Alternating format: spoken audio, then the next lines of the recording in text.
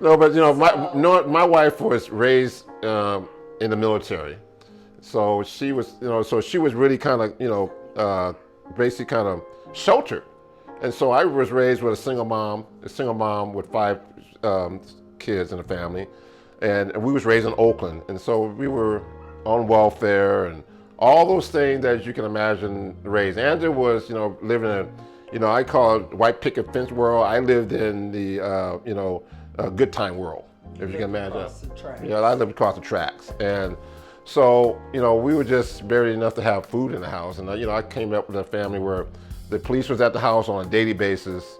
Mother was married multiple times, and all those things that you can think of, that you'd raise as a single parent just to survive. And so it was hard. It was hard to. It was hard to living in that survival. And Angela was living. Her mother and father were still together. They were married over 65 years.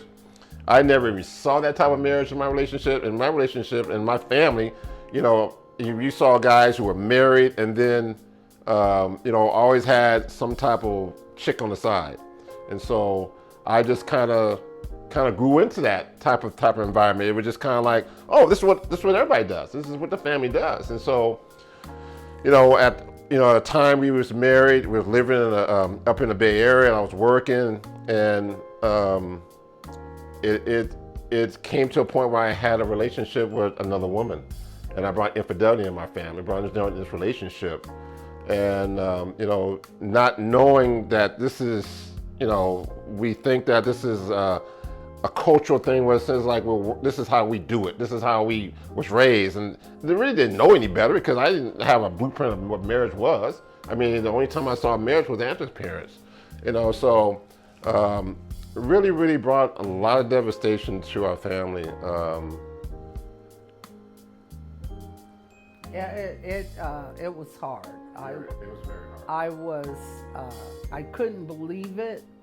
I was like, you waited till I turned 42, and I had two kids, and now I'm overweight, and you gonna go and get a new chick, I was devastated.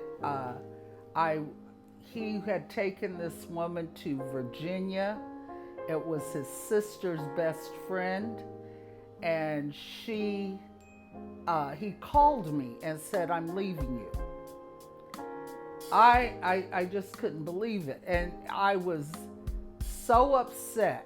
And my daughter at that time, she was 15. She has seen this woman.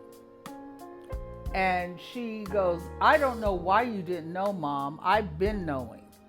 And I go, "What?"